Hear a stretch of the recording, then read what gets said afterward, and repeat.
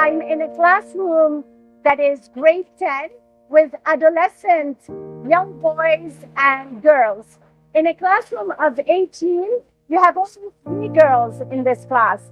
And we have exchanged the UNICEF team and the children about their concerns, their issues, their dreams. And it's disheartening knowing that we are facing massive funding cuts and that there will be interruptions that they've seen happen in their schooling, in their learning. They dream of becoming doctors, teachers, engineers.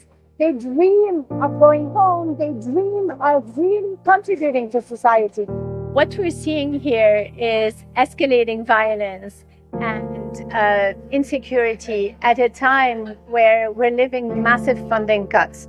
And UNICEF is very concerned about what that ushers into for children, their well-being and their families. Our teams here have to make impossible choices between life-saving and development work, and within each, what do you prioritize?